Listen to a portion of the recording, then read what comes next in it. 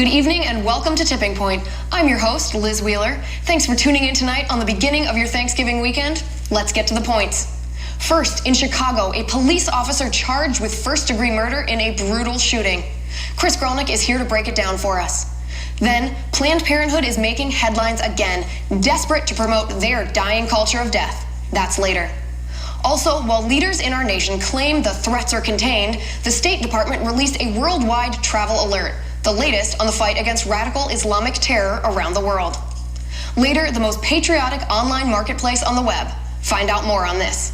And finally, a group of veterans is working to unite those who put their lives on the line in service of our nation and the people in our communities. That and the ongoing war on police is last.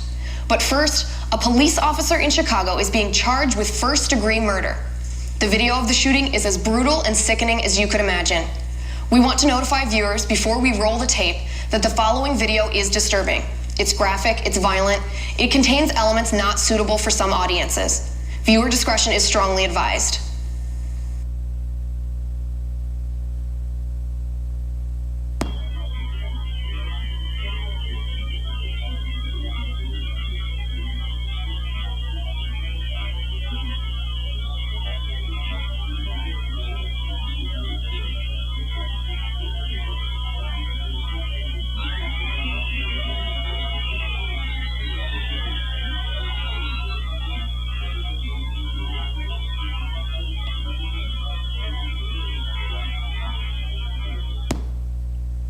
That video was released last night, just hours after Cook County's state attorney announced she would charge Chicago police officer Jason Van Dyke with first-degree murder. The video was taken on the dashboard cam of another officer's vehicle. The gruesome scene shows 17-year-old Laquan McDonald last year being shot and killed by Jason Van Dyke. McDonald was reportedly shot 16 times after Van Dyke, the police officer in this video, called for him to drop the 3-inch knife that he, McDonald, was carrying. Van Dyke's attorney maintains that his client believed he was in fear of an attack and for the safety of others, and that he knows in his heart of hearts that his actions were appropriate. In response to the release of this video and to the first-degree murder charges filed against Jason Van Dyke, Chicago streets have filled with protesters. Back today to discuss this ongoing story is active shooter expert and former police officer Chris Grollnek. Chris, welcome back. Hey Liz, how are you today? I'm doing well, thank you. Now, what do you see as a former law enforcement officer when you view this video?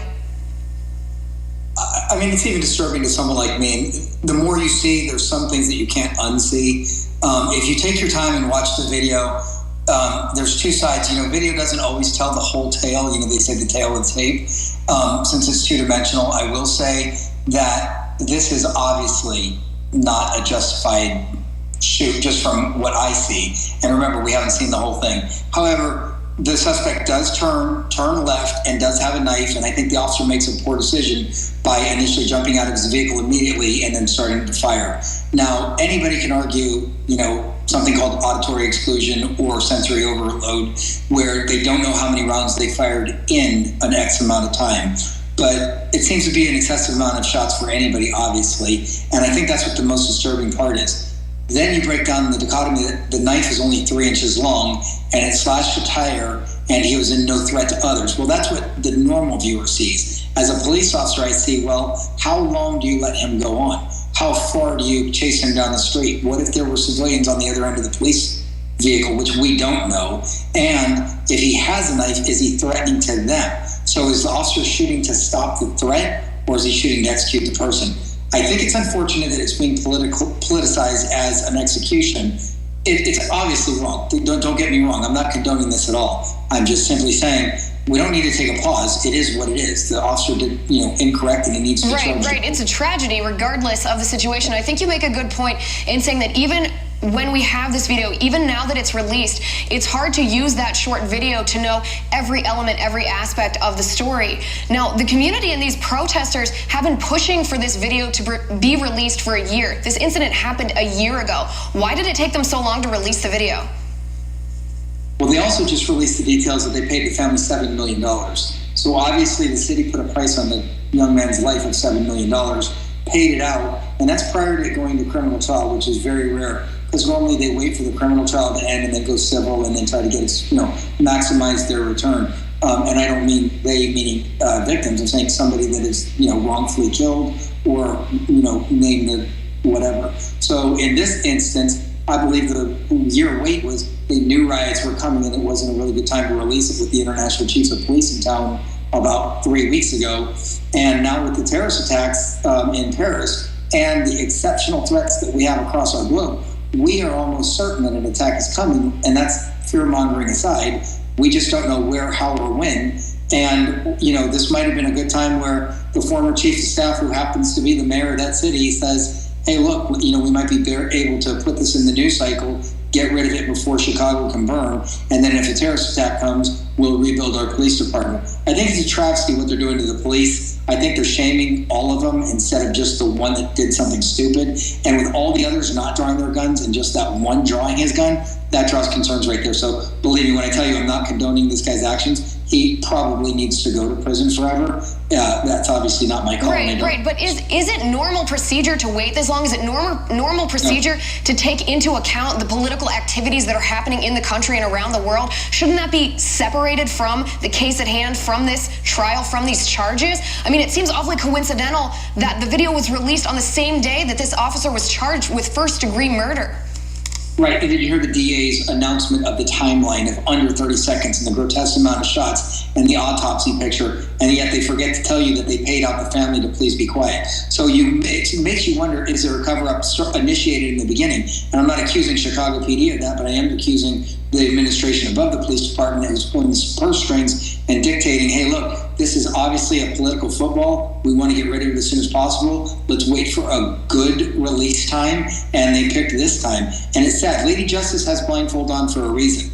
Doesn't matter when, where, why, or how. You need to try all crimes as if everyone's innocent until proven guilty. And unfortunately, we're in a rush to judge this officer because he was in a rush to judge the kid that he shot and killed. Right. Now, let's talk for a moment about the charges. So first-degree murder is premeditated. Why are they charging Van Dyke, the police officer, with first-degree murder as if he were lying in wait to kill McDonald? Well, premeditation doesn't necessarily mean you have to sit at home and plan the murder and then go out and execute it. You can actually get out of your car, pull your gun, and shoot somebody and be charged with premeditated murder because you had time to thoughtfully think through the process of what you're going to do and how you're going to do it. And I think the exceptional amount of rounds that he squeezed out of his firearm that unfortunately hit the suspect, the deceased person now, was just a preamble, if you will, to, we want the maximum penalty possible, and you can always charge down, but you can't charge up. So what they're doing is they're shooting for the moon and hoping for, the stratosphere, if you will. In your opinion, is that the correct charge, first-degree murder? That's a tough call since I'm not a lawyer, but since I've seen these things from the get, it probably is, because the only higher thing that they could do would be something like a capital murder, which would be a death penalty crime. So, it's probably rightfully charged, and all the people protesting have every right to protest. It's just going to be horrific if they turn it into something that it's not, which is let's burn down the city. Now, will there be any separation between the initial shot that Van Dyke fired, where he claimed he felt in danger or that the suspect was a danger to others, and then the subsequent 15 shots that he fired after the suspect had already fallen to the ground?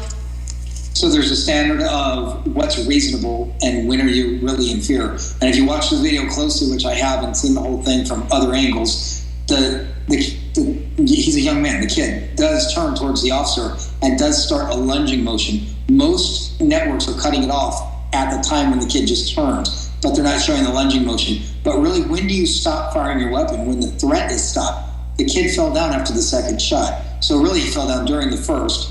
And a second would be a normal follow-up to make sure they're not going to stand back up, not to kill them, but just to stop them. But 13, 14, 15 shots more, absolutely. Right, and you mentioned something about a sensory overload and how that can affect your awareness of how many shots you're fired. Now, first, can you talk to us a little bit about what that is and how they might take that into consideration when looking at this case? Sure. Personal experience as a firearms instructor, I'll use a less than lethal device, for example. You can get so amped up or ramped up, if you will, which we've talked about officers before losing their mind and doing things that seem unjust. But people don't understand in that moment, your sensory overload is on hypervigilance mode. Your brain says nothing else but tunnel vision, the threat in front of you, the man to your left, the woman to your right, and the threat, and how to protect all of you around, plus yourself. So I've had an officer with a taser tase somebody, and say, I asked him, how many times did you pull the trigger to tase him? Because it's called a cycle. When you pull the trigger once, it cycles for 5 seconds. He said once. We downloaded the taser, and there was 7 cycles. That's 5 different cycles, or 7 different cycles for 5 seconds each. And the officer swore under a polygraph and came out on the other side where he wasn't lying. He really believed he only cycled it once because he was in the middle of a 50-person fight. He wasn't really he was only worried about the suspect staying down on the ground. Same thing happens with these people firing firearms and criminals. If you ever see a criminal hold a gun sideways, upside down, whatever, we make slight and light of it, but there's nothing light about it. It's just that's what the person's mind is doing. We often talk on your show about rising to the occasion. And remember, I say we rise to the level of training we have. And if that officer rises to the level of empty my firearm until it's empty and then reload, that's what he did. And it's a travesty. So in your opinion then, will the trial focus on whether he should have fired that first shot or the second shot, or will it focus more on why he fired all 16 shots? Where will the focus be during this trial? From the prosecutorial side, I would say it's going to be why he fired in the first place. And that's pretty easy hurdle to overcome. The guy had a knife. How long do you let him go? The officer came out, kid turned left, officer shot him, kid went down. The problem's going to be is that second, third, 4th, 10th, 11th, 12th, 15th, 16th shot. And that's where the defense is going to run into the trouble that they well deserve, which is the officer. And how do you think this will impact the ongoing war on cops?